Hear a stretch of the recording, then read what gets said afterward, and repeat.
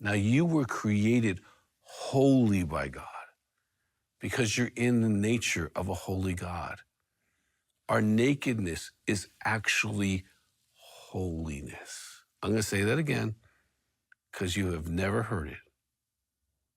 Your nakedness is actually holiness.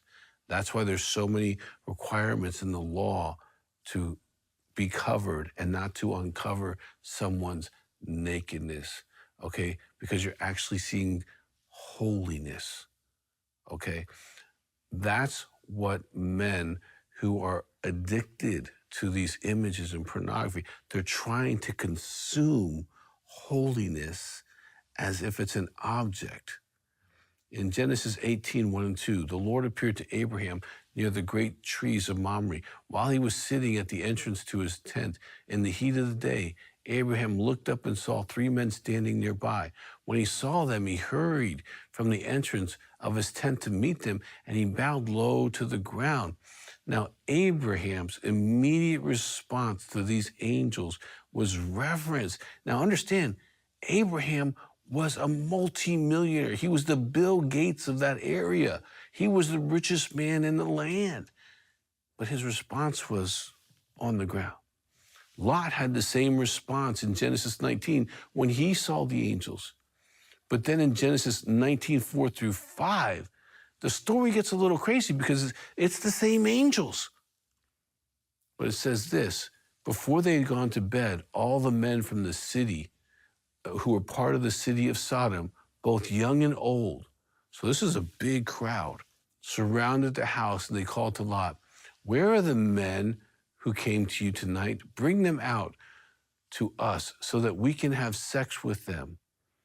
Now, this is the same angels. This shows that you can have 2 dramatically different responses to holiness. Sit with that. The angels are holy, just who they are. But when you can see holiness, you reverence it, you respect it. When you can't, you lust. Lust is the absence of holiness. Lust is the absence that God exists and that He has created what you're seeing. And that's what happens. The angels didn't provoke anything. They weren't dressed differently. They didn't look differently. This was an example of how a righteous person responds to holiness and how a broken, perverted person responds to brokenness. So ladies, when you are being lusted after, what you're seeing is a broken man's response. The men saw the angels, they objectified them, okay? They objectified them, they reduced them to a sexual commodity. They sucked the soul and spirit out of these angels, and now they're just one-dimensional images that they can manipulate. That's what men do today in grocery stores, in gyms, coffee shops, etc. And again, the lust has nothing to do with you.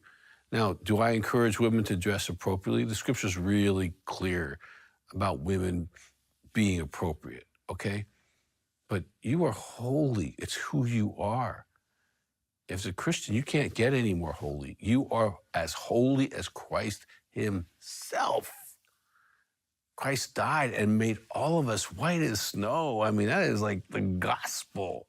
But holiness exposes the hearts of those around it, okay? So I want you to really get that and understand lust is a choice, regardless of addictions or the way you look, the way you dressed or other factors. Lust is always a choice. Proverbs 6:25, do not lust in your heart after her beauty or let her captivate you with her eyes, which means you can choose to lust after her or not. Matthew 5:28, but I tell you that anyone who looks at a woman lustfully, now that's a verb, that's the verb tense is like ongoing. It's not like a one-time look. It's like a looking again, looking again, looking again.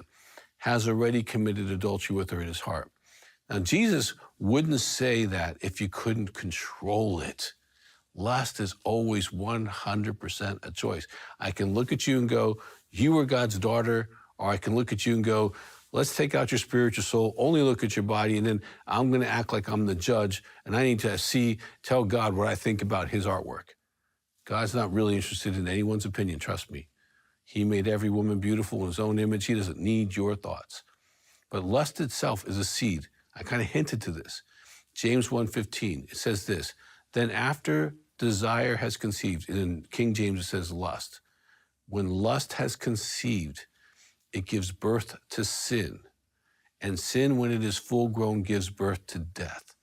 Lust is an internal thing, not external. Lust is the seed inside the fancy dirt, okay? And we all have the internal capacity to choose to love or lust at any moment, but you can't do both at the same.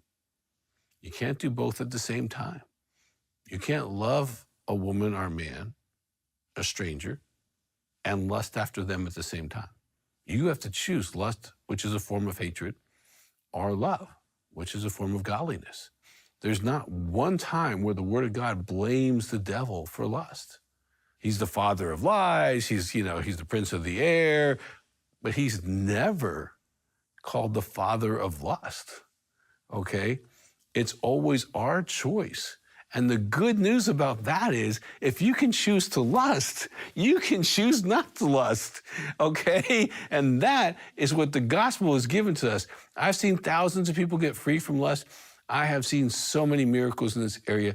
All of us deserve that. Now, this has been a fun conversation, and I know many of you are on social media, so follow us on Instagram at Dr. Doug Weiss and subscribe to your YouTube channel at Dr. Doug Weiss or at Healing Time Ministries, so you can share this content with your friends and really help the Church of Jesus Christ to become lust-free, or be able to, for the women to not be able to be impacted by lust.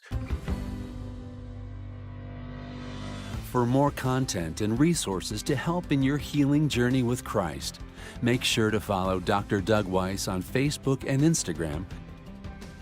If you'd like to share full episodes of this show with friends and family, subscribe to Healing Time Ministries on YouTube, and feel free to leave us a comment on any of Dr. Doug's social media platforms. Our team would love to hear your feedback and learn how Healing Time is impacting your life, your church, and your ministry.